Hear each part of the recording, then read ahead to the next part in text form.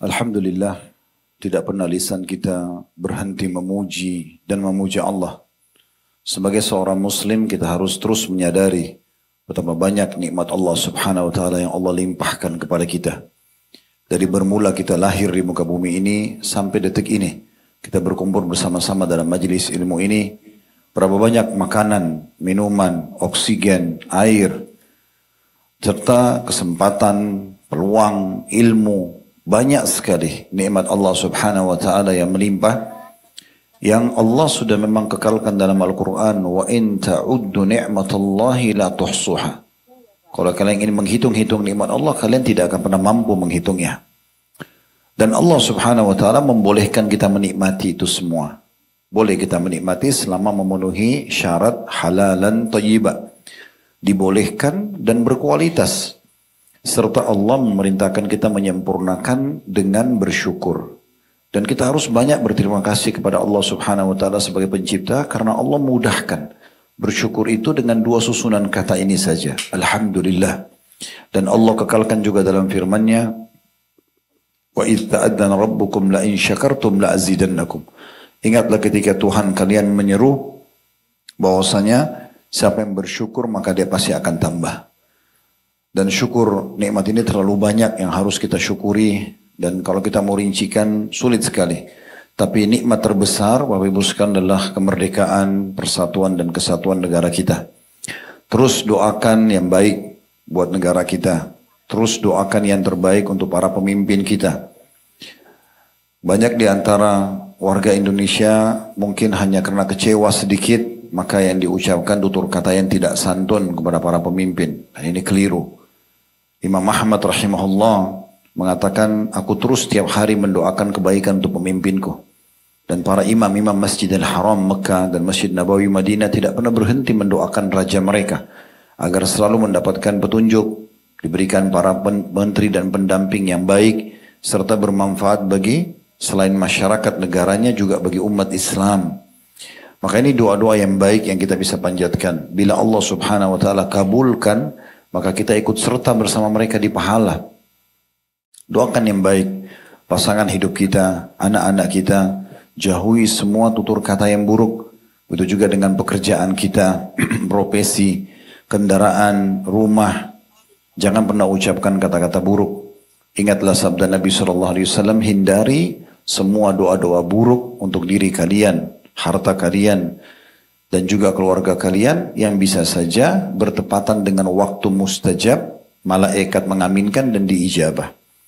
Maka selalu berkata kepada pasangan kita kata-kata yang baik, berterima kasih, bersyukur dengan Allah, pekerjaan kita, bersyukur kepada Allah, kesempatan, ilmu dan apa saja.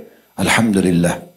Selanjutnya kita panjatkan salam hormat kita kepada utusan Allah Nabi besar Muhammad sallallahu alaihi wa alihi wa sahbihi wasallam, sebagaimana Allah telah perintahkan kita untuk mengucapkan salam hormat tersebut.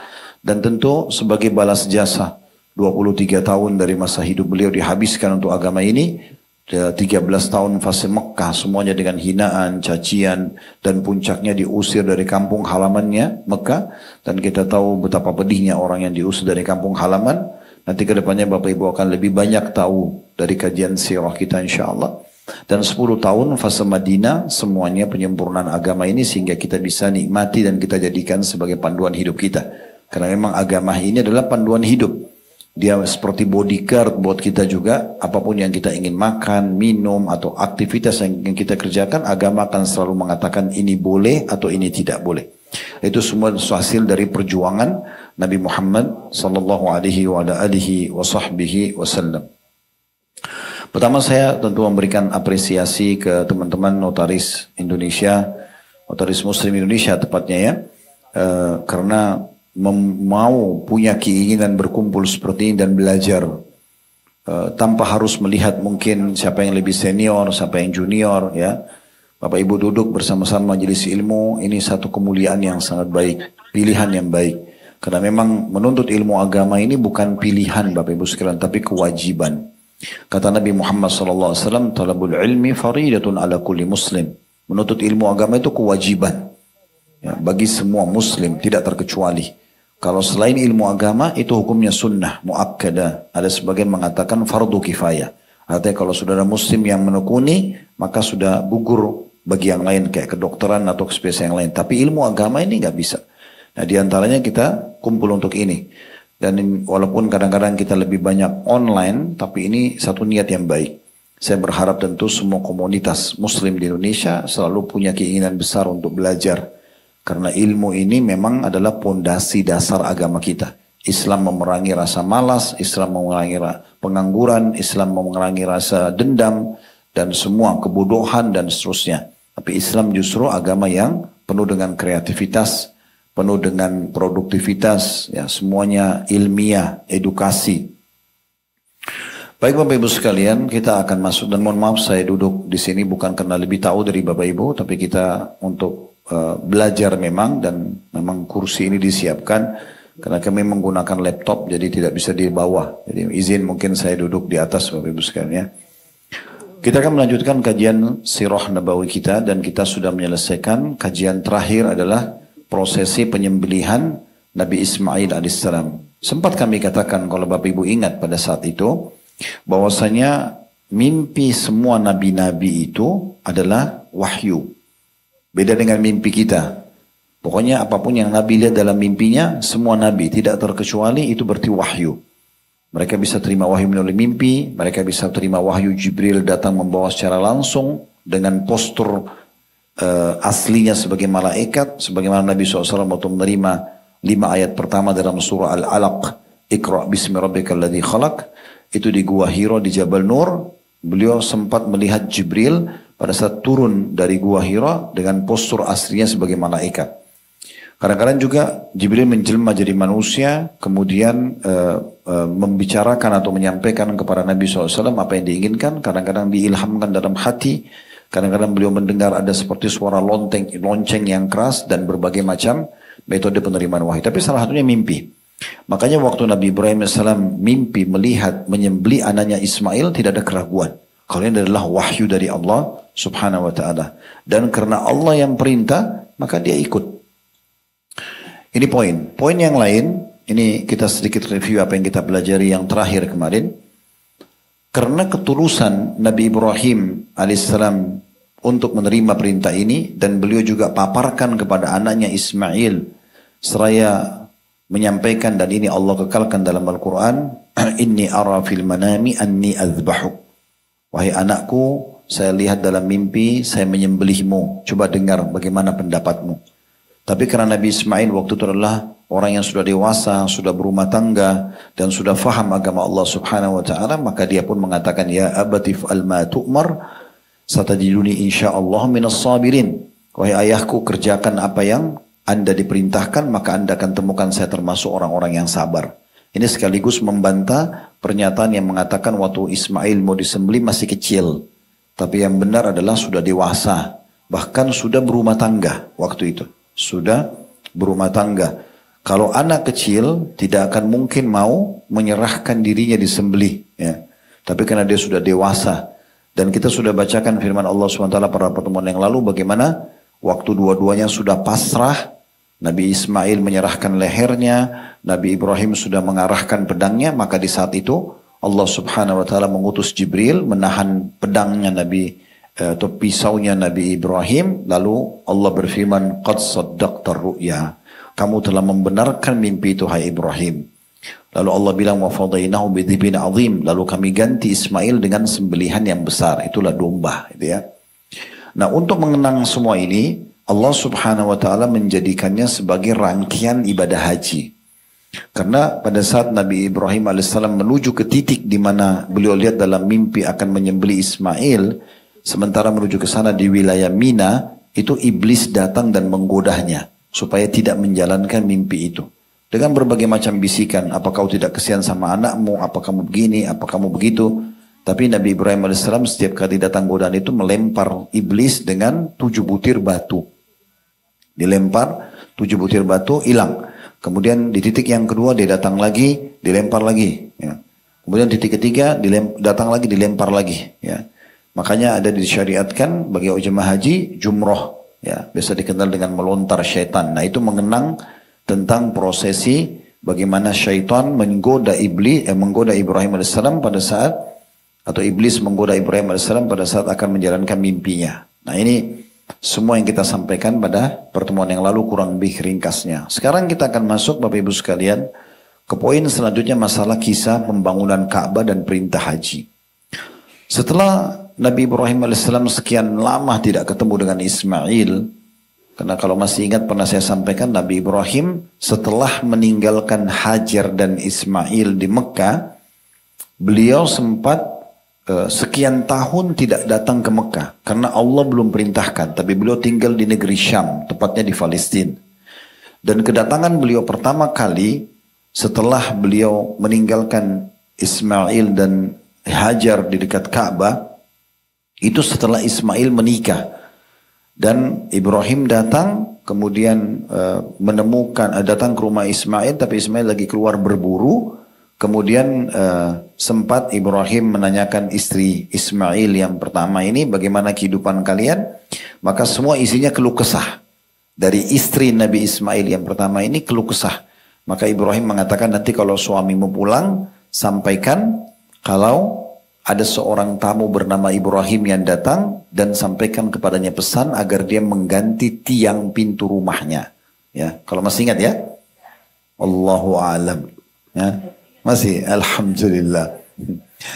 Yang jelas pada saat itu Nabi Ibrahim kembali ke negeri Syam. Kenapa kembali? Karena Allah suruh kembali. Ismail pulang dari berburu tidak ketemu sama ayahnya di saat itu.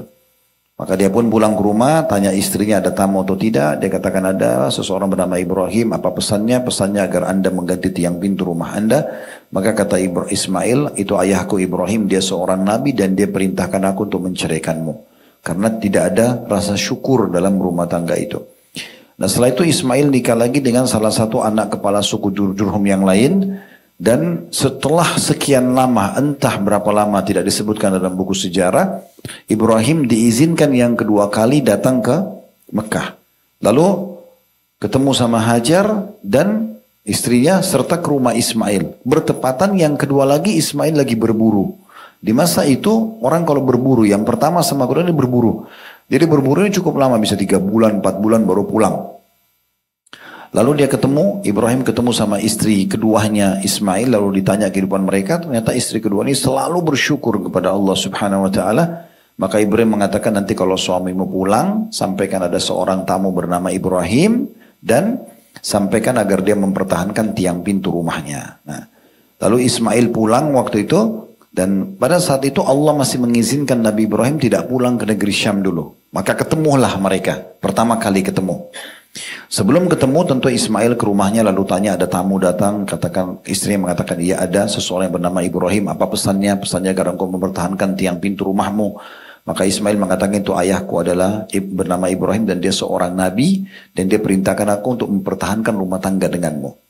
Nah setelah itu terjadilah pertemuan pertama antara Ismail dan Ibrahim setelah sekian tahun berpisah dari bayi sampai sudah menikah. Jadi waktunya lama sekali. Pertemuan hari pertama baru melampiaskan rindu, malam harinya Nabi Ibrahim mimpi sembelih anaknya. Di hari pertama itu.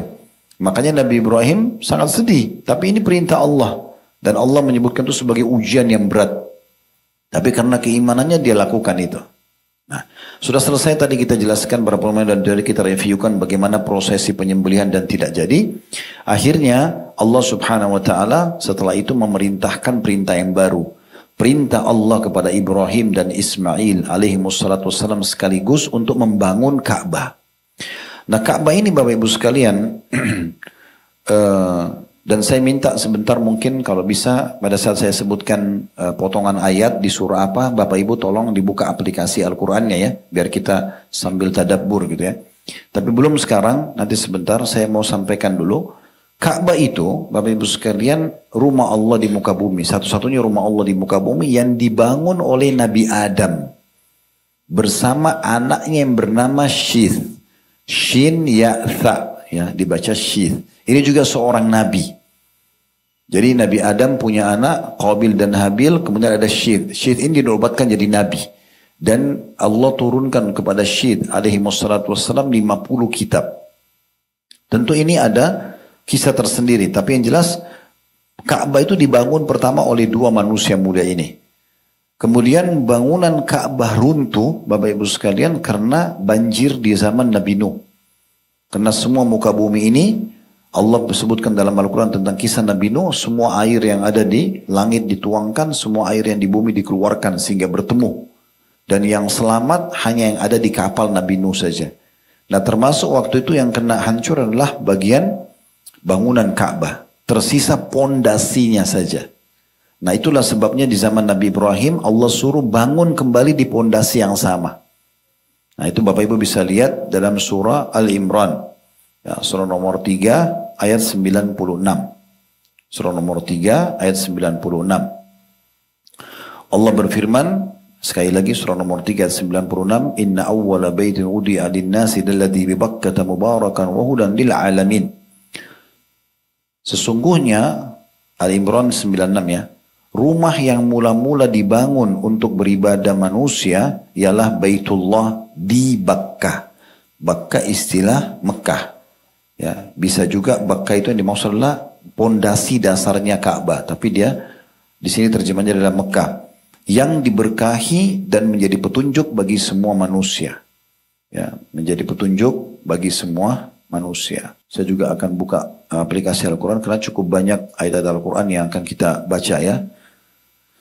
Kemudian Allah subhanahu wa ta'ala juga berfirman, Bapak Ibu bisa lihat dalam surah Al-Baqarah. Surah nomor 2 ayat 125 sampai 129.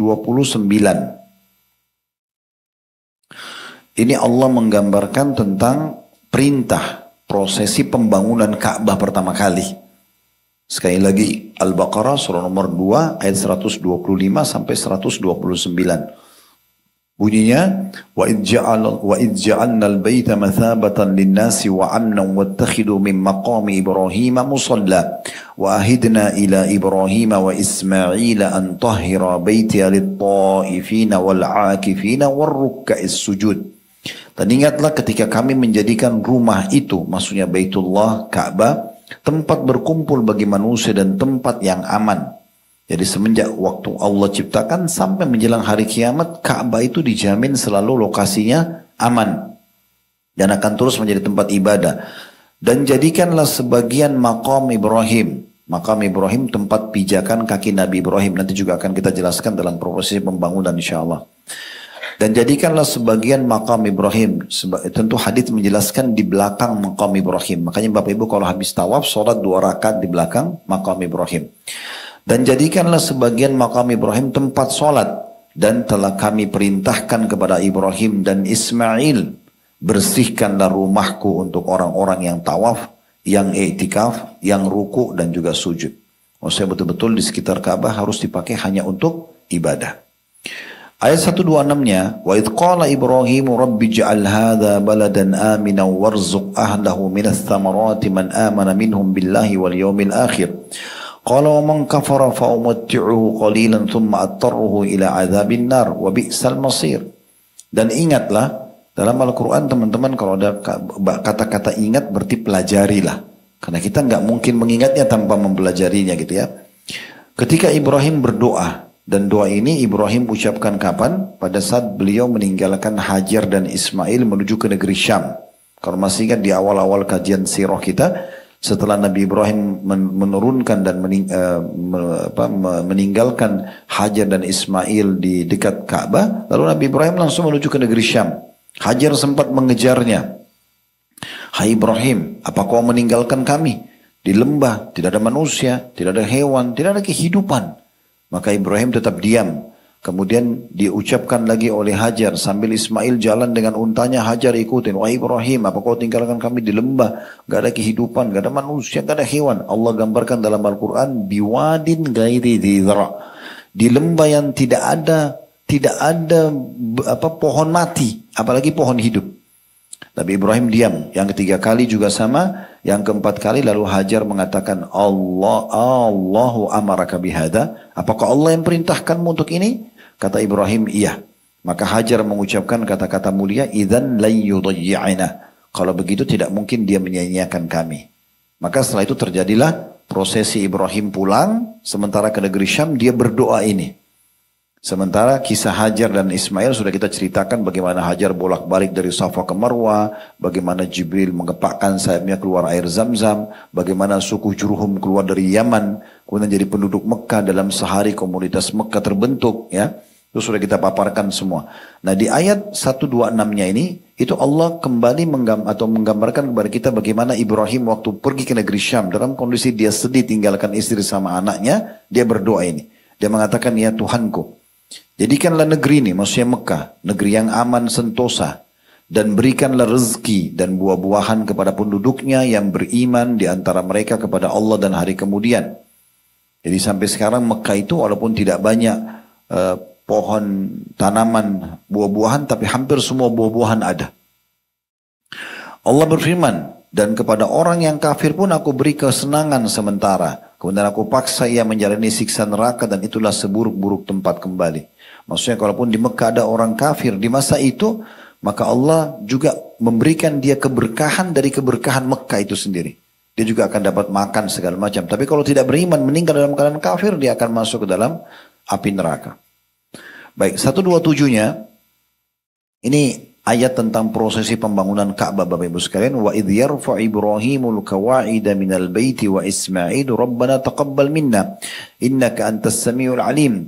Dan ingatlah, artinya pelajarilah, ketika Ibrahim meninggikan atau membina dasar-dasar Baitullah bersama Ismail alaihi wassalatu wassalam, seraya mereka berdoa, ya Tuhan kami, terimalah daripada kami amalan kami ini, sesungguhnya Engkau lah yang maha mendengar lagi maha mengetahui.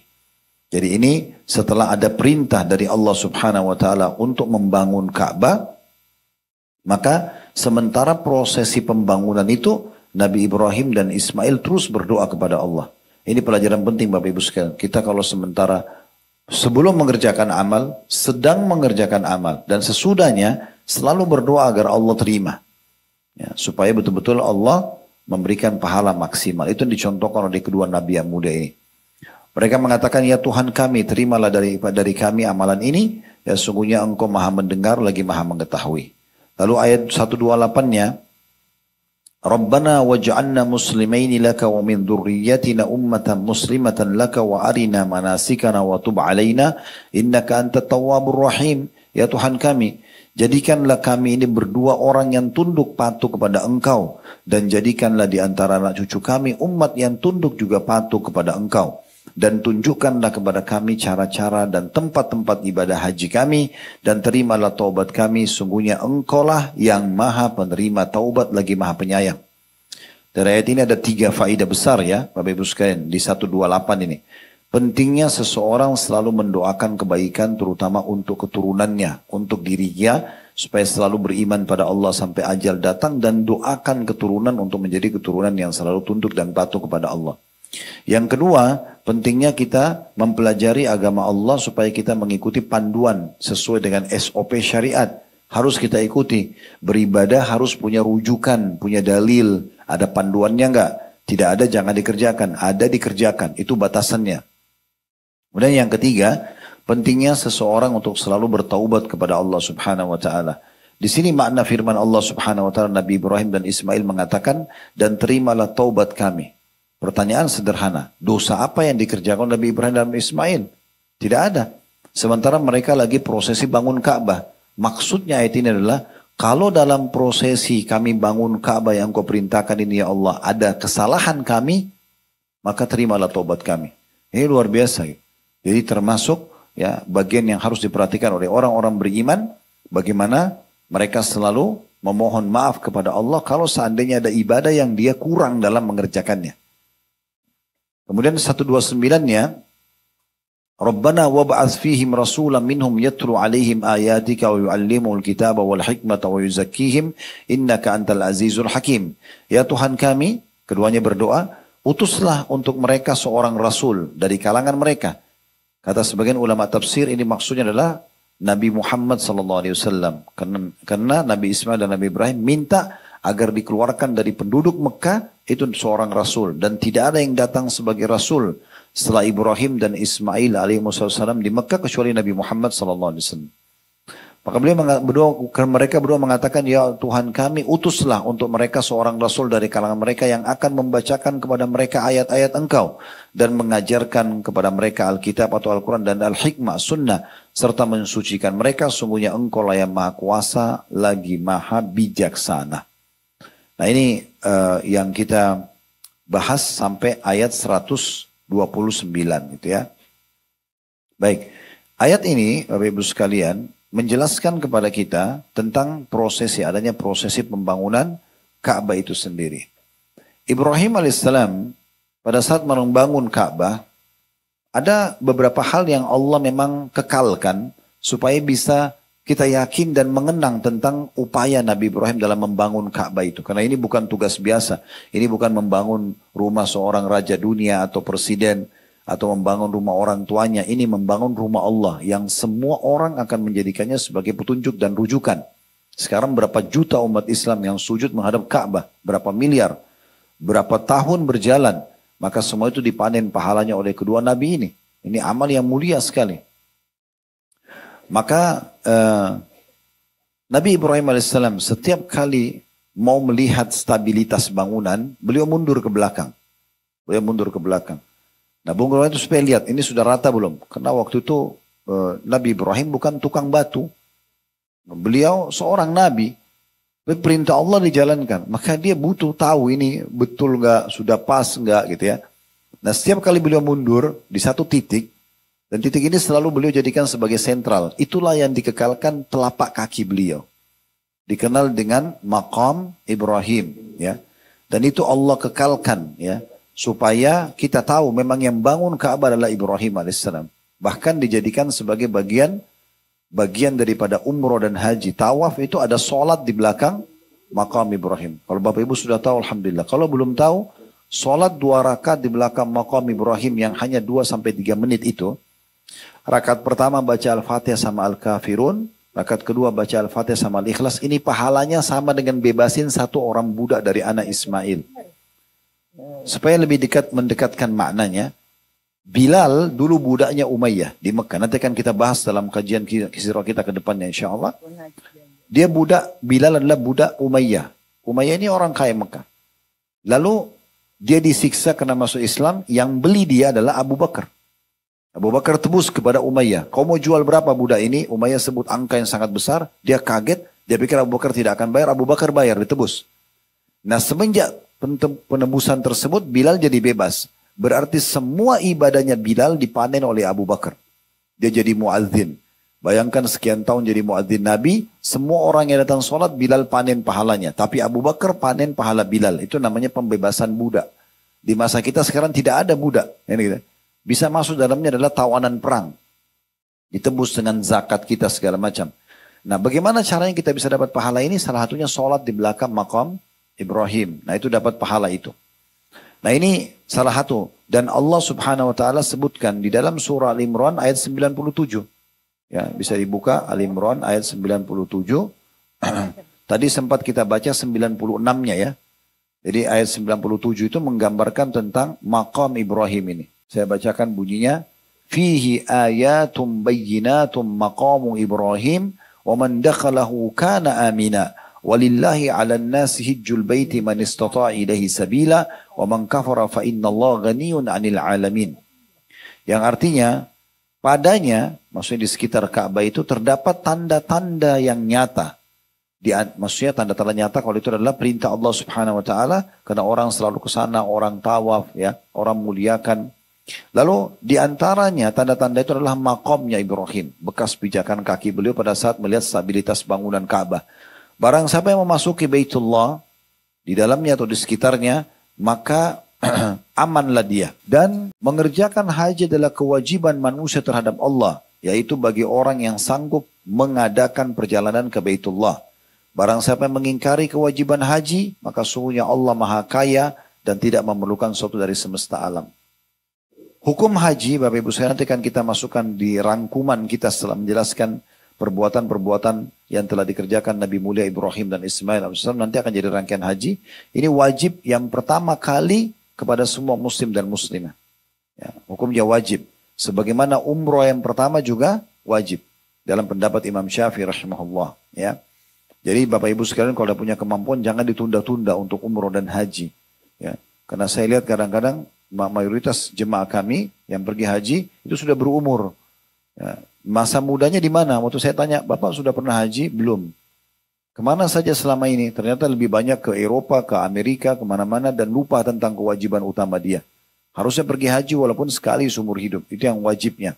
Tapi kalau dia bisa ulang-ulangi sangat baik. Karena Nabi SAW memerintahkan kita untuk mengulang-ulangi haji dan umrah. Dalam sabdanya beliau mengatakan, Tabi'u bainal haji wal umrah. Rutinkan haji dan umrah itu. Dari umrah ke umrah, dari umrah ke haji, dari haji ke umrah, dari haji ke haji. فإنهما ينفيان الفقر والذنوب كما ينفر الكير خبث الحديد والذهب والفضة. Karena keduanya haji dan umrah kalau rutin dikerjakan maka akan membersihkan dan mengikis habis kefakiran dan juga dosa-dosa sebagaimana pandai besi menghilangkan karat dari besi emas dan perak. Walaysa li hajjatil mabrur jazaa'ul jannah. Tidak ada balasan haji yang mabrur kecuali surga. Baik, ini tentang masalah ya adanya maqam Ibrahim. Setelah selesai pembangunan Ka'bah ini, ya, Allah atau Nabi Ibrahim alaihissalam dan Nabi Ismail terus berdoa. Tadi sudah kita bacakan Al-Baqarah 127. Ya Allah, terimalah ini dari kami. Lalu Allah Azza wa Jalla memanggil dan memerintahkan Ibrahim setelah bangun Ka'bah selesai untuk menyeru manusia datang mengerjakan ibadah haji. Sempat Ibrahim berkata kepada Jibril alaihissalam dalam beberapa riwayat, "Wa ma yablughu sauti," sampai di mana suaraku? Karena Allah perintahkan Nabi Ibrahim sendiri, waktu itu tidak ada media kayak kita sekarang mungkin bisa di-share, bisa diangkat di media, semua orang dunia bisa lihat. Nabi Ibrahim sendiri di Mekah, gimana caranya dia panggil orang satu dunia ini yang beriman untuk datang haji? Maka Jibril mengatakan, ma'alaika illal balad. Tugasmu hanya menyampaikan wahai Ibrahim. Maka Ibrahim AS naik ke atas sebuah gunung yang dianggap paling tinggi oleh beliau. Kemudian beliau menyeru untuk orang-orang datang mengerjakan ibadah haji. Dan Allah subhanahu wa ta'ala menyampaikan suara Ibrahim AS terdengar oleh semua orang beriman di saat itu. Maka semuanya berlumba-lumba datang untuk mengerjakan ibadah haji. Bapak Ibu bisa lihat dalam surah Al-Hajj. Memang Allah namakan surah Al-Hajj. Surah nomor 22. Ya, surah nomor 22. Di ayatnya 26 sampai 29. Di ayat 26-nya Allah berfirman, Al-Hajj, "Wa idh bawwa'na li Ibrahim makana al-baiti alla tusyrik bi syai'an wa tahhir baiti lit-ta'ifina wal-qa'imina lit-ta'ifina wal-qa'imina war-ruk'is sujud." Dan ingatlah, maksudnya pelajarilah ketika kami memberikan tempat kepada Ibrahim di tempat Baitullah dengan mengatakan, janganlah kamu memperserikatkan atau mempersekutukan sesuatu pun dengan aku. Dan sucikanlah rumahku ini bagi orang-orang yang tawaf, orang-orang yang beribadat, dan orang-orang yang ruku dan sujud. Maksudnya Allah berfirman kepada Ibrahim, disampaikan oleh Jibril tentang masalah ini. Perintah mensucikan Ka'bah dan juga memudahkan orang ruku, sujud, dan seterusnya. Lalu ayat 27-nya ini perintah Allah agar ya memanggil manusia haji. وَعَذِّمْ فِي النَّاسِ بِالْحَجِّ يَأْتُوكَ رِجَالًا وَعَلَى كُلِّ ضَامِرٍ يَأْتِينَ مِنْ كُلِّ فَجٍّ عَمِيقٍ. Dan berseruhlah hai Ibrahim kepada manusia untuk mengerjakan haji, niscaya mereka akan datang kepadamu dengan berjalan kaki dan mengendarai unta yang kurus yang datang dari segenap penjuru jauh. Jadi maksudnya ayat ini menjelaskan Nabi Ibrahim panggil, suaranya disampaikan ke seluruh dunia, dan saking jauhnya orang-orang yang datang dan terjangkau suara Ibrahim, sampai mereka menunggangi unta karena untanya kurang bekal sampai jadi kurus waktu tiba di Mekah. Ini yang dimaksudkan. Tujuannya ayat 28-nya adalah liyashhadu manafi'a lahum wa yadhkuru ismallahi fi ayyamin ma'lumatin ala ma razaqahum min bahimatil an'am faqulu minha wa atimul ba'isal faqir. Semua itu supaya mereka, manusia yang beriman, menyaksikan berbagai manfaat bagi mereka dan supaya mereka menyebut nama Allah pada hari yang telah ditentukan atas rezeki yang telah Allah berikan kepada mereka berupa binatang ternak. Maksudnya mereka haji termasuk itu untuk bersyukur kepada Allah Subhanahu wa taala, dan kita tahu ada ibadah kurban dari prosesi tadi tidak jadinya disembelih Ismail oleh Ibrahim alaihi wassalam. Maka makanlah sebagian darinya dari hewan kurban itu dan sebagian lagi berikanlah kepada untuk dimakan oleh orang-orang yang sengsara dan juga orang fakir. Terakhir ayat 29-nya, "Tsummal yaqdu tafathahum wal yufu nudurahum wal yattawafu bil baitil atiq."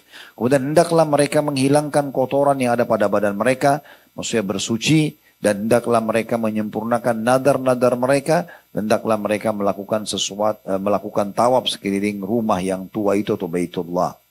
Saksi bahasan kita adalah di sini bagaimana Allah Subhanahu wa taala menyebutkan ya disuruh Ibrahim menyuruh manusia agar datang dan beribadah untuk mengerjakan ibadah haji. Setelah itu tentunya ya mulailah manusia datang dan mengerjakan ibadah haji, dan pada masa itu semua manusia yang datang ke Mekah yang beriman mereka bertauhid kepada Allah Bapak Ibu sekalian. Tidak ada kesyirikan sama sekali. Dan dari semua rangkaian yang kita sudah sampaikan dari pertemuan yang lalu dan sekarang, inilah rangkaian ibadah haji. Dimulai dari bagaimana Nabi Ibrahim dan Nabi Ismail salam, gitu kan? Dimulai daripada Hajar waktu sa'i jalan antara Safa dan Marwah untuk mencari air, lalu menemukan air Zamzam, ada ibadah sa'i. Ditemukan air Zamzam, ada ibadah minum air Zamzam. Kemudian Nabi Ibrahim membangun Ka'bah untuk dimuliakan dan hanya jadi kiblat. Kemudian juga tawaf keliling, rukuk dan sujud, sholat di sana.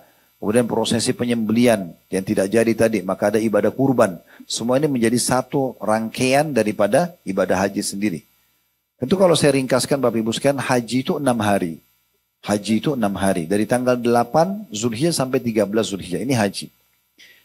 Wajibnya 4 hari, sunnahnya 2 hari. Tapi semua rangkaian kalau Bapak Ibu mau sempurna 6 hari. Tanggal 8 dikenal dengan hari tarwiyah, ini hukumnya sunnah.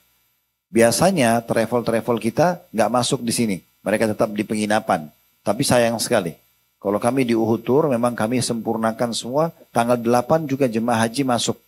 Jadi di sini Bapak Ibu niat di hotelnya masing-masing. Niat labbaik Allahumma hajjan. Ya Allah, aku jawab panggilanmu untuk haji. Nah, pada saat kita ucapkan itu, Bapak Ibu sekalian, kita pakai baju ihram, ibu-ibu pakai lengkap dari kerudung kepala sampai kaos kaki. Yang terbuka hanya wajah dan telapak tangan. Bapak-bapak pakai 2 lembar kain ihram yang tidak boleh berjahit. Disulam biasanya ya. Dan Nabi SAW menggunakan warna putih. 1 di bawah, 1 di atas. Dan di saat itu bapak-bapak tidak boleh tutup kepala. Tidak boleh pakai pakaian dalam. Tidak boleh pakai celana dalam. Tidak boleh pakai kaos dalam. Ya. Kemudian juga tidak boleh pakai sepatu yang menutupi mata kaki. Ya. Ini laki-laki sedikit banyak peraturan-peraturannya kalau sedang ihram ya.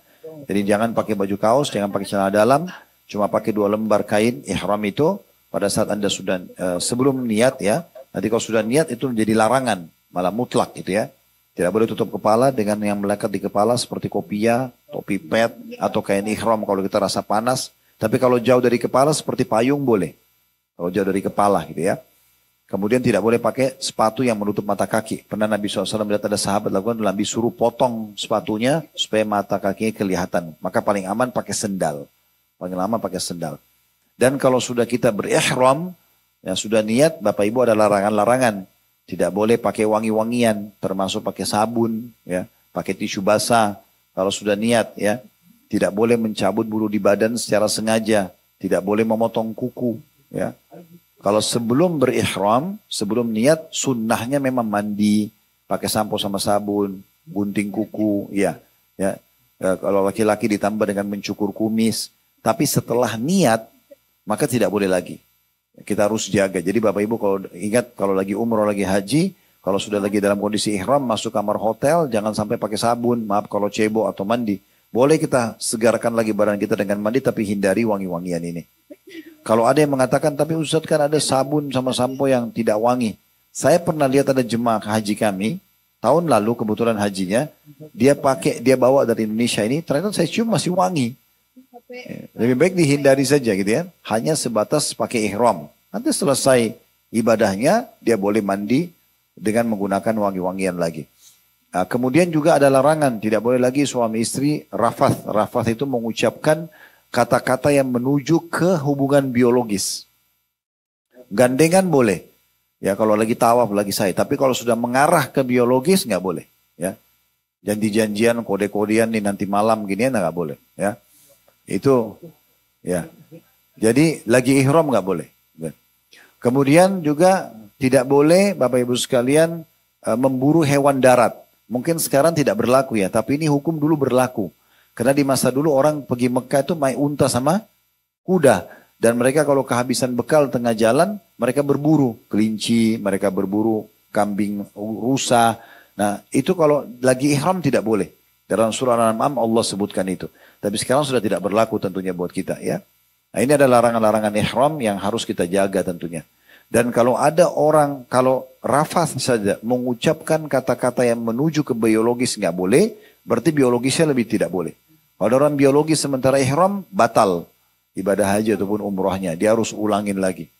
Plus kalau haji itu dia tambah menyembeli unta. Ya. Jadi memang ada larangan-larangan gitu ya, yang tidak boleh.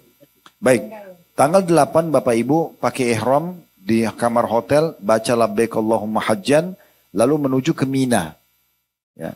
Tarwiyah ini itu diistilahkan Bapak Ibu sekalian karena umumnya musim haji itu panas, sedikit panas.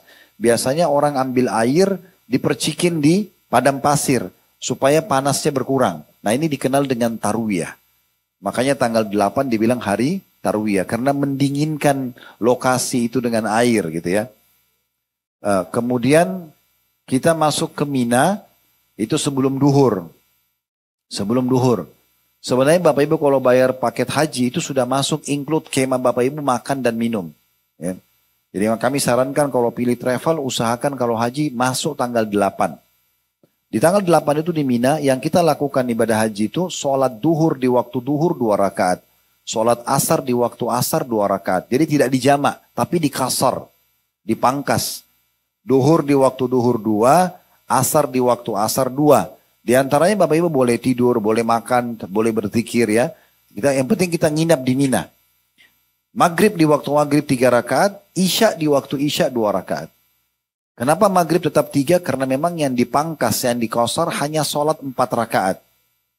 Subuh nggak bisa jadi 1 rakaat, maghrib nggak bisa jadi 1,5 rakaat. Ya.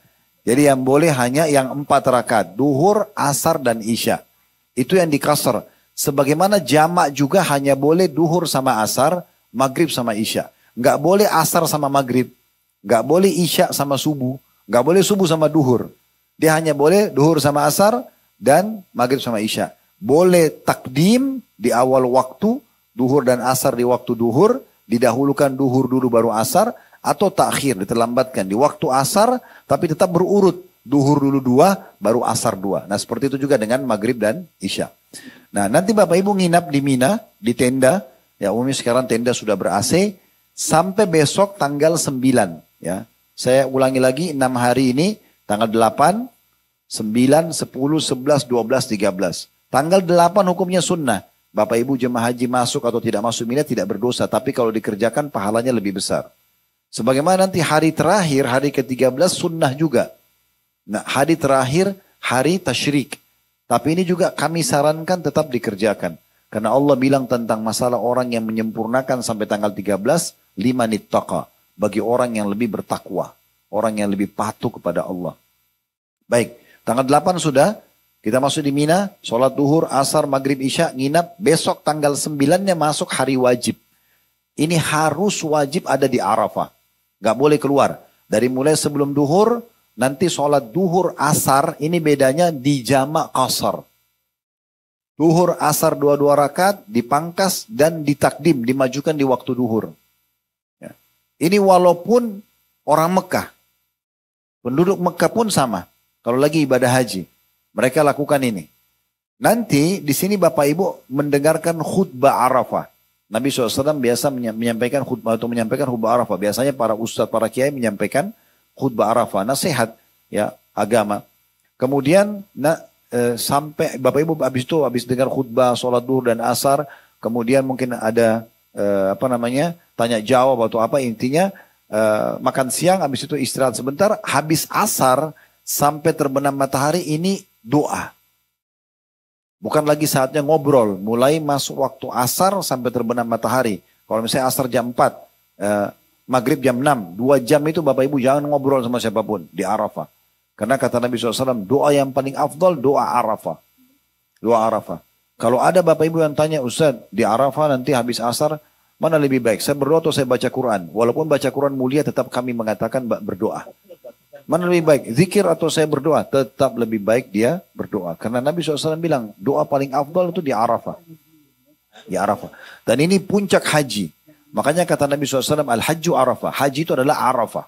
Haji itu adalah Arafah. Ya, ini penting sekali untuk digarisbawahi Bapak Ibu sekalian ya. Dan jangan banyak sibukkan kita dari makan, minum terus-menerus. Boleh, bukan tidak boleh. Tapi bolak-balik cemilannya akhirnya bolak-balik juga ke WC. Ya. Dan banyak ngobrol, banyak tidur. Arafah lewat. Padahal Arafah ini waktunya sangat terbatas. Kata Nabi SAW, di hari Arafah, keutamaannya itu Allah Azza wa Jal turun ke langit bumi.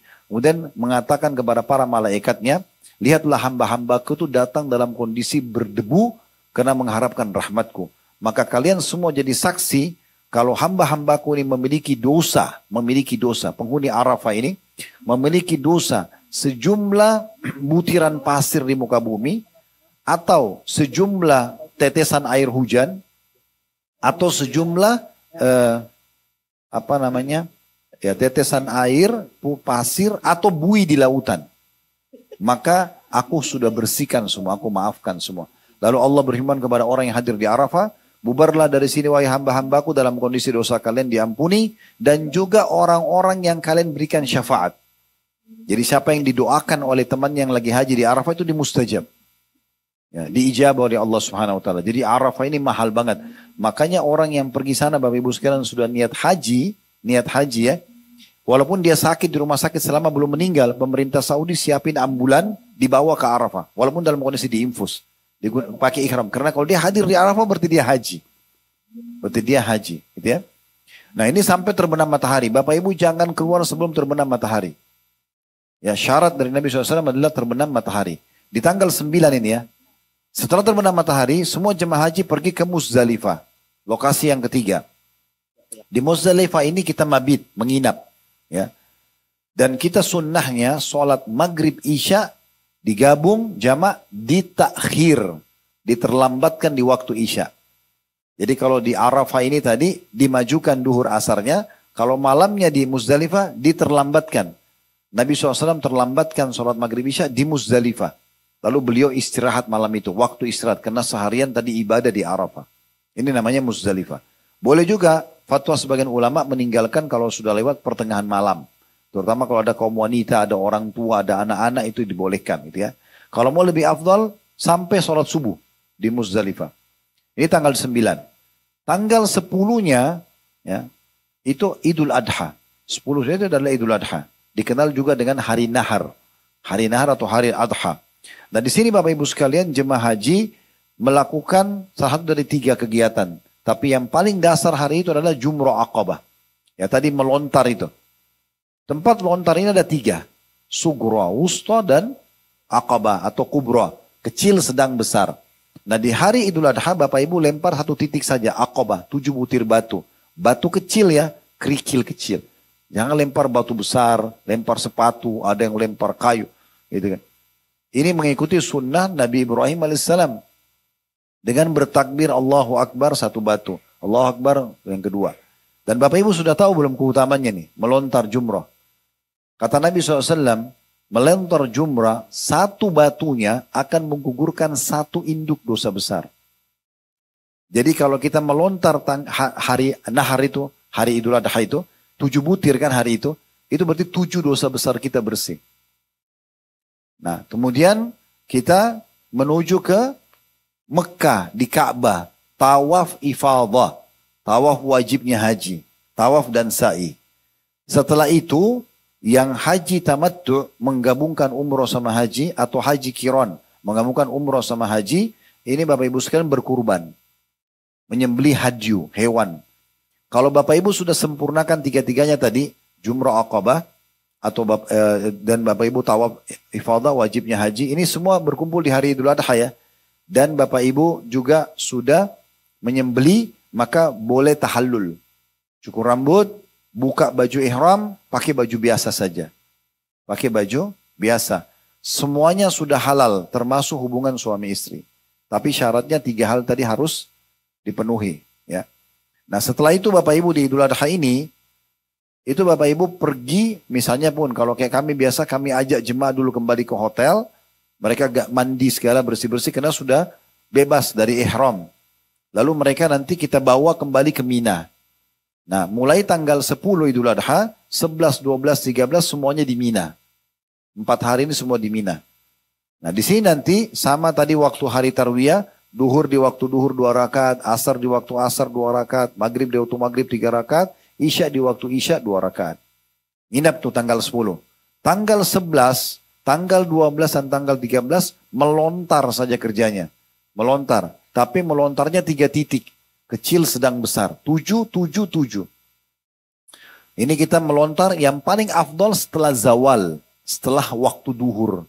Memang sedikit panas, tapi ini yang paling afdal. Ya.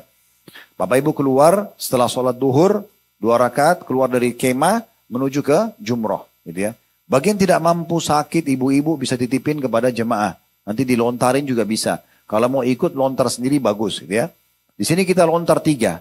7 batu butir, ya kerikil. Kita baca Allahu Akbar 7 kali di titik yang kecil. 7 kali titik yang besar, 7 kali titik yang sedang, 7 kali titik yang besar. Kalau kita gabung berarti 21 batu hari itu. Artinya 21 batu berarti 21 dosa besar. Dibersihkan di tanggal 11 Zulhijjah, hari pertama tasyrik. Tanggal 12 juga sama. Jumrah juga. Nah kalau ada jemaah haji di tanggal 12 sudah mau keluar dari Mina, dia mau selesaikan hajinya, yang wajib saja dia mau kerjakan, dia bisa dikenal dengan nafar awal. Nafar awal. Ini boleh. Tapi Bapak Ibu keluar dari Mina sebelum terbenam matahari. Kalau mau lebih baik Bapak Ibu lanjut sampai tanggal 13. Sempurnakan. Biasanya dari tanggal 12 ke 13 ini kemah sudah kosong. Karena orang pada buru-buru keluar. Nah kami biasa tinggal terus sampai tanggal 13. Nah, tanggal 13 juga jumroh sama. Melontar 3 titik. Nah setelah itu ibadah hajinya selesai. Kalau ada yang tanya, Ustadz lalu kenapa orang kalau pergi haji waktunya lama? Kalau pemerintah bisa sampai reguler bisa 40 hari. Kalau ONH Plus atau swasta biasanya 21 hari. Kecuali Bapak Ibu request sendiri, saya cuma mau 12. Biasanya sih minimalnya itu antara 9 sampai 12 hari minimal. Itu karena memang di sana mereka jual paket itu, hotel, itu satu paket Bapak Ibu sekalian. Jadi memang Anda cepat atau lambat, tetap aja bayarnya sama. Maka lebih baik kita perbanyak ibadah di sana. Nah kurang lebih seperti itu. Ini rangkaian ibadah haji penjelasannya. Karena memang sampai di sini di kajian sirah kita sudah tidak ada lagi lanjutan tentang masalah haji. Kita akan pindah nanti di poin yang lain yaitu awal mula munculnya kesyirikan di Mekah. Awal mula munculnya kesyirikan di Mekah. Setelah Nabi Ibrahim dan Nabi Ismail AS menerapkan syariat Allah di Mekah, terus saja orang-orang Mekah bertauhid dan semua jemaah haji datang bertauhid. Tidak ada sama sekali penyembahan berhala, tidak ada syirik kepada Allah. Ya, itu berjalan sampai keduanya meninggal dunia. Setelah keduanya meninggal dunia, sekarang lebih fokus sedikit Bapak Ibu sekalian. Setelah keduanya meninggal dunia, masih ingat dulu ada satu suku Arab dari Yaman yang keluar lalu ketemu dengan tinggal bersama Ismail dan Hajar. Masih ingat namanya? Suku Jurhum namanya. Jurhum. Nah suku Jurhum ini Bapak Ibu sekalian, waktu mereka berkuasa di Mekah, seperti kondisi Mekah sekarang, cuma mungkin lebih sederhana sedikit. Tapi karena jemaah haji datang, maka ekonomi di Mekah itu hidup. Karena orang jualan apa saja, makanan, minuman, orang beli. Dari dulu sampai sekarang. Nah suku Jurhum ini jadi makmur. Gitu kan? Rupanya ada suku Arab yang lain namanya Khuza'ah. Ini cemburu. Maka di masa itu orang bukan cemburu datang kerja sama-sama kayak kita sekarang. Kita lihat perusahaan itu maju mungkin kita bisa pelajari sportif. Kalau dulu tidak, orang main serang-serang. Maka Khuza'ah ini bentuk pasukan mengepung Mekah untuk menyerang Mekah, untuk menundukkan Mekah. Maka terjadi peperangan besar antara dua suku ini. Suku Jurhum dan suku Khuza'ah. Jurhum penduduk Mekah dan Khuza'ah pendatang. Tapi Allah takdirkan Khuza'ah yang menang. Kalah Jurhum. Nah, karena suku Jurhum ini emosi Bapak Ibu sekalian, mereka tidak terima, maka akhirnya mereka menimbun sumur Zam-Zam. Suku Jurhum menimbun suku Zamzam. Ahli sejarah mengatakan Zamzam hilang itu kurang lebih antara 300 sampai 500 tahun. Gak ada Zamzam waktu itu. Karena disembunyikan. Nanti akan kita jelaskan di pertemuan kita akan datang ya. Insya Allah itu kapan ditemukan kembali sumur Zamzam? Nanti di masanya Abdul Muttalib, kakeknya Nabi, sekian ratus tahun kemudian. Nah, suku Jurhum ini, suku Huza'ah yang datang berkuasa Bapak Ibu sekalian, turun-temurun sampai datang satu raja mereka bernama Amr bin Luhai. Amr bin Luhai ini salah satu raja. Orangnya sebenarnya dermawan, tapi dia tidak ngerti ajaran Nabi Ibrahim. Dia pendatang, dia nggak ngerti. Dia cuma pikir nenek-neneknya dulu berkuasa di Mekah, serang Mekah berkuasa, maka dia juga jadi raja. Dia suka berbagi, orangnya dermawan, tapi tidak paham agama. Dan dia selalu hampir tiap hari mengerahkan orang-orang yang dia biayai, Bapak Ibu sekalian, itu untuk mendatangkan air dari luar Mekah. Sampai satu waktu dia pergi ke negeri Syam. Dia ketemu sama satu suku namanya Amalik. Amalik ini suku yang menyembah berhala. Lalu Amr bin Luhai tanya, apa ini yang kalian sembah?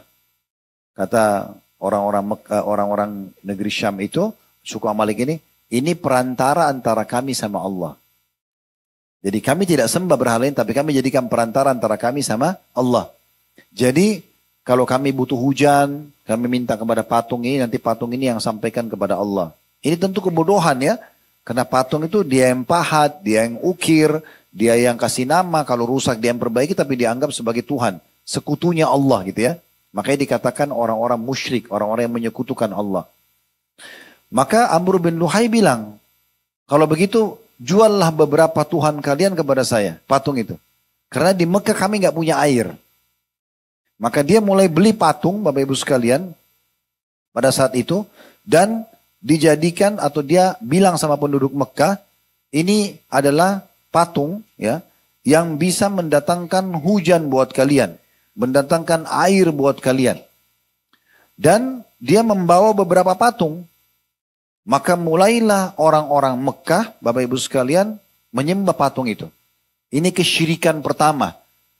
Jadi dia yang mengajar, merubah ajaran Nabi Ibrahim dan Ismail alaihissalam. Ya. Dan patung pertama yang dimasukkan di Mekah itu diberi nama oleh Amr bin Luhai dengan Hubal. Nama patungnya Hubal. Nanti kita akan jelaskan di perang Uhud, Bapak Ibu sekalian. Bagaimana Abu Sufyan waktu menang, melawan muslimin, dia mengatakan telah menang Hubal. Maksudnya Tuhannya mereka itu patung yang pertama kali ditaruh oleh Amr bin Luhai gitu ya. Dan setelah itu Amr bin Luhai masukkan banyak sekali patung-patung di Mekah. Bahkan lebih dari itu Amr bin Luhai menyuruh penduduk Mekah untuk membuat patung sendiri. Jadi orang Mekah harus buat patung. Setiap suku buat patung sendiri. Sampai berkembang setiap keluarga buat patung sendiri. Sampai diizinkan dan diperintahkan penduduk Mekah untuk transaksi patung di pasar. Nah dengan ini seluruh orang Mekah mulai menyembah patung walaupun mereka tahu Ka'bah itu rumahnya Allah. Mereka tahu yang ciptakan langit dan bumi Allah. Bapak Ibu kalau hidup di masa itu ketemu sama Abu Lahab, Abu Jahal. Lalu tanya siapa yang ciptakan langit dan bumi? Mereka bilang Allah. Ya. Tapi kalau ditanya lalu untuk apa patung-patung? Ada 360 patung di Mekah. Waktu Nabi SAW lahir, itu kalau ditanya, lalu kenapa patung-patung ini? Mereka bilang, ma na'buduhum illa liyuqarribuna ilallahi zulfa. Kami nggak sembah kecuali kami jadikan perantara antara kami sama Allah. Allah nggak butuh perantara Bapak Ibu sekalian. Apalagi benda mati. Allah langsung diperintahkan kita oleh Allah untuk berhubungan dengannya. Makanya Nabi SAW mengatakan, mintalah segala satunya dari Tuhan kalian Allah walaupun tali sendal kalian. Tali sendal putus minta sama Allah. Makanya Umar pernah tali sendal putus mengatakan, ya Allah tali sendal saya putus gantikanlah. Dari mana kita tahu kalau doa kita diijabah? Allah subhanahu wa ta'ala kalau kita lagi sakit Bapak Ibu sekalian kita bilang ya Allah sembuhin saya tidak akan lemparkan obat dari langit. Allah juga kalau kita bilang ya Allah mudahin jodoh Allah tidak lemparin manusia. Atau kita bilang ya Allah berikan saya rezeki Allah tidak akan lemparin uang gitu kan. Lalu dari mana? Ada satu sistem Allah buat namanya sunnatullah Bapak Ibu sekalian. Sunnatullah itu proses ya. Misal contoh kita lapar, kita bilang ya Allah hilangin lapar saya. Tidak tiba-tiba laparnya hilang. Allah mudahin kita dapat makanan, kita kunyah dulu, ditelan di tenggorokan, diproses usus baru laparnya hilang. Nah itu namanya sunnatullah sistem. Maka kalau kita bilang, ya Allah sembuhin saya, Allah buat kita bertemu dengan seseorang, atau kita baca informasi tentang dokter, lalu kemudian kita konsultasi cocok, resepnya cocok, lalu kita sembuh. Nah itu namanya sistem. Kan gitu. Kita tiba-tiba cenderung dengan seseorang, cocok, kita melamar, menikah. Kita tiba-tiba ditawarin bisnis oleh seseorang, kita iyakan, terbukalah pintu rezeki. Nah seperti itulah. Nah ini jawaban daripada doa itu sendiri. Makanya Nabi SAW mengatakan dalam hadis riwayat Muslim, aku diperlihatkan Amr bin Luhai di neraka oleh Allah Subhanahu Wa Taala dalam kondisi isi perutnya keluar, lagi disiksa gitu ya, karena dia yang pertama mengubah ajaran Ibrahim alaihissalam. Dan dia bukan cuma sekedar mengubah ajaran Nabi Ibrahim alaihissalam, tapi dia banyak sekali memasukkan patung-patung dan menyuruh patung-patung dan memberikan nama-nama seperti ada Wud. Ya, itu yang disembah oleh suku Kalb di Mekah. Ada Suwa yang disembah oleh suku Hudzail. Ada Yaguth disembah oleh suku Tai. Ada juga dan penduduk wilayah Jarash. Ada juga Ya'uq disembah oleh penduduk Hamazan. Dan ada Yathar disembah oleh penduduk Yaman. Dan yang paling ajaib ini ada kisah yang unik Bapak Ibu sekalian ya. Mungkin kalau saya lihat waktunya sepertinya kita tutup dengan kisah ini. Karena ini sedikit panjang tapi ada kisah dua patung namanya Isaf dan Na'ilah. Kalau belum pernah dengar ini nama Isaf dan Na'ilah. Dan Bapak Ibu kalau pilih nama buat anak, buat cucu hati-hati dengan nama-nama yang pernah Allah hukum. Seperti nama Fir'aun, ya.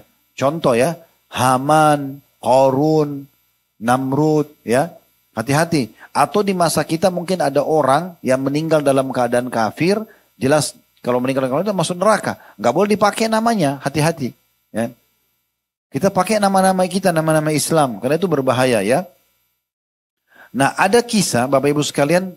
Dari semua patung yang ada di Mekah itu. Ada dua patung yang agak unik. Namanya patung Isaf dan Na'ilah. Isaf ini patung laki-laki, Na'ilah patung perempuan. Ini sebenarnya bukan patung. Tapi dua manusia yang Allah kutuk. Dua manusia yang Allah kutuk. Ya. Ceritanya adalah Isaf sama Na'ilah ini saling suka Bapak Ibu sekalian. Penduduk Yaman. Maka Isaf ini laki-laki ini melamar Na'ilah dari orang tua Na'ilah. Tapi ditolak. Nah waktu itu perjalanan yang jauh dan jauh dari keluarga adalah haji. Maka keduanya pergi haji. Pergi ke Mekah.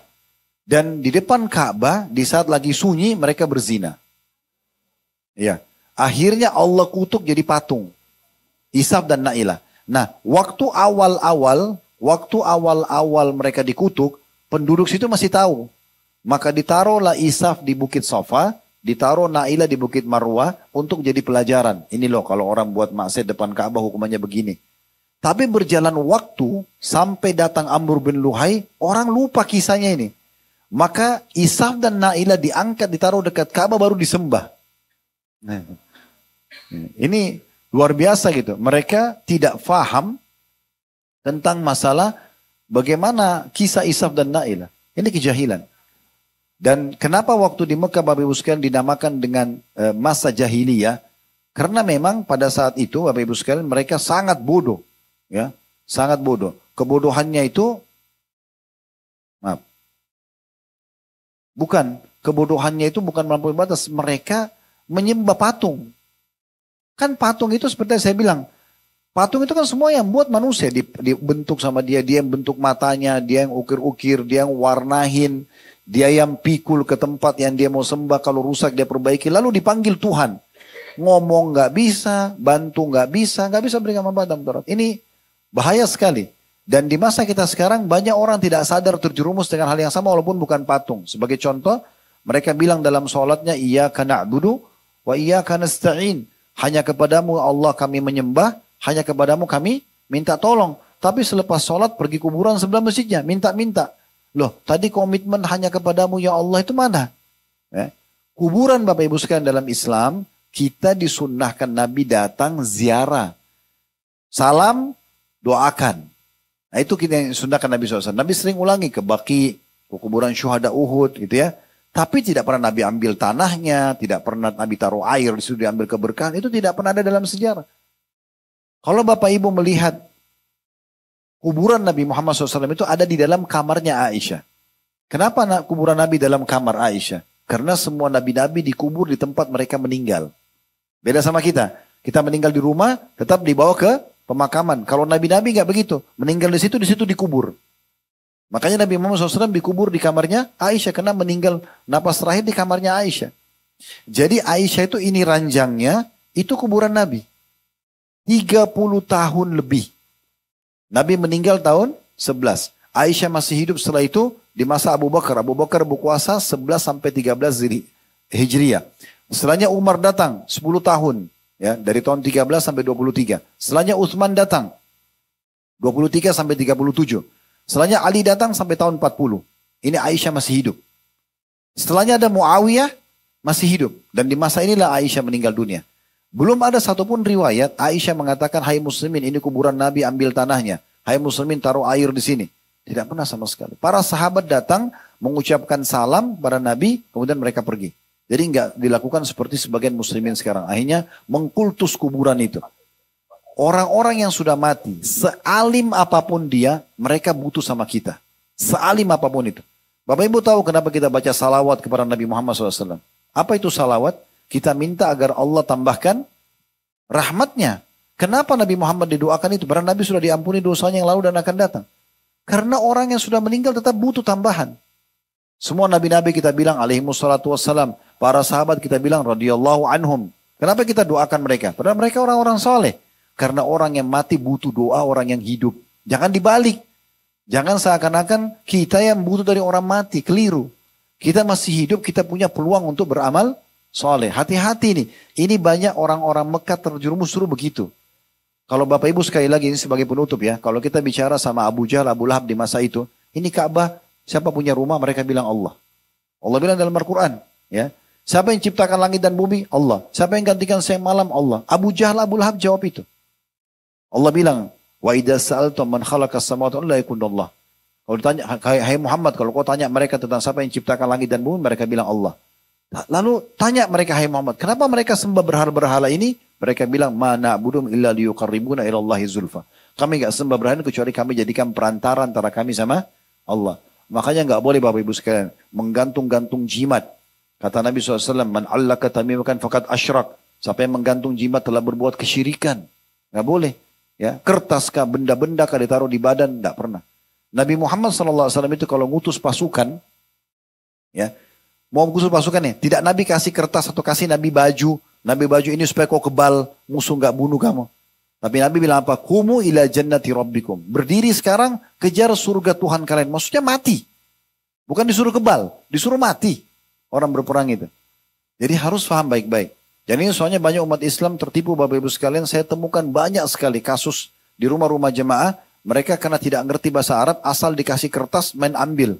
Tempel di rumah, tempel di kamar tidur, taruh di bawah bantal, ya, taruh di ruang tamu.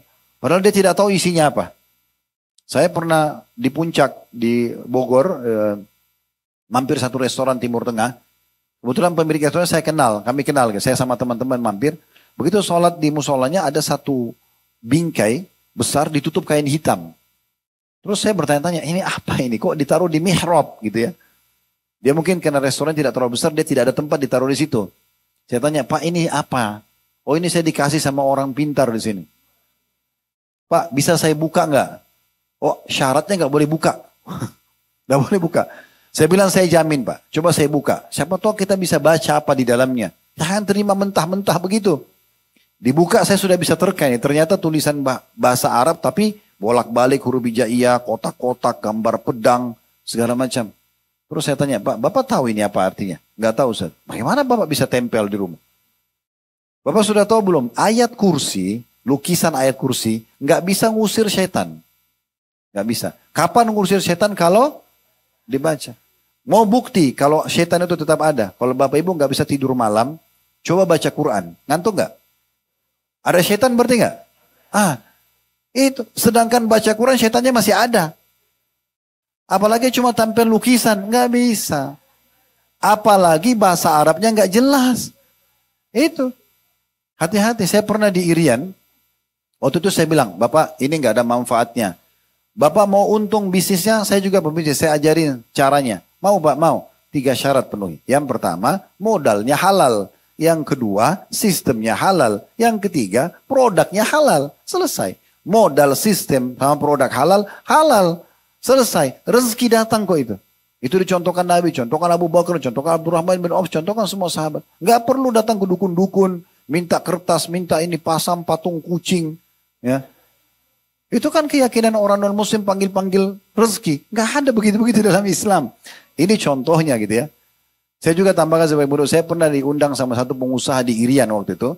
Maksudnya saya ceramah, tapi habis itu dipanggil sama seorang pengusaha. Dia bilang, Ustaz, waktu saya cerita tentang masalah begini-begini. Kertas-kertas yang banyak huruf hijai, karena tidak ngerti bahasa Arab, main dianggap berkah saja. Ustaz tadi, coba Ustaz sampaikan itu, coba Ustaz ke rumah, ke toko kami. Ayah saya ada tempel kertas di kamarnya dia, di toko itu. Saya tidak ngerti apa. Baik, saya datang ke sana. Saya dapat itu kertasnya Bapak Ibu sekalian sudah butek, coklat tua. Ya, dan sudah mau robek kertas itu.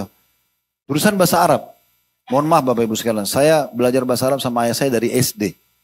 SMP saya pernah di Al-Azhar Kairo, SMA sama S1 di Madinah, hampir tiap hari dengar bahasa Arab. Hampir tiap hari nih. Tapi saya begitu baca saya nggak ngerti. Iya. Bagaimana Bapak Ibu kalau baca bahasa Indonesia tuh tidak bisa baca itu gimana tuh? Pasti ada sesuatu yang salah kan? Saya coba bolak-balik lihat kertas ini. Apa ini? Saya coba tidak bisa baca. Bukan ayat Al-Quran, bukan hadis. Ini setelah saya teliti benar-benar, ternyata bahasa Indonesia tapi diarabkan. Ya. Jadi tulisannya situ apa? Inilah nama 7 orang Ashabul Kahfi. Sebutlah nama-nama dia. Macam-macam. Saya juga tidak pernah temukan riwayat itu. Dan ini nama anjingnya. Gitu. Ya. Dan siapa yang menempelin di rumahnya tidak akan masuk pencuri. Begitu-begitu. Saya tanya dia, toko antum ini pernah ada pegawai curi nggak? Pernah Ustaz. Nah apa manfaatnya? Tapi ini contoh-contoh Bapak Ibu sekalian. Gunakan akal sehat. Agama Islam ini agama akal sehat. Tidak ada kesyirikan seperti itu. Ya. Mau suami istri sayang, sederhana. Pakai cara manusiawi. Saya kalau mau istri saya sayang, sederhana. Mata saya syahdu, lisan saya santun, tangan saya ramah. Saya dermawan, saya perhatian sama dia. Selesai, saya bisa dicintai sama dia. Dia juga sama. Nggak usah bawa fotonya ke dukun. Hanya supaya gunakan lintas alam pakai jin. Ini nggak boleh kesyirikan kepada Allah SWT. Ini pelajaran-pelajaran besar yang diambil dari kejadian-kejadian yang dari Mekah nanti. Baik, mungkin sampai sini bahasanya Bapak Ibu sekalian. Kita akan lanjutkan insya Allah pertemuan akan datang. Masih di kisah Amr bin Luhai. Tapi ada beberapa tradisi dia termasuk membunuh anak perempuan di Mekah. Yang akan kita bahas nanti pertemuan akan datang insya Allah.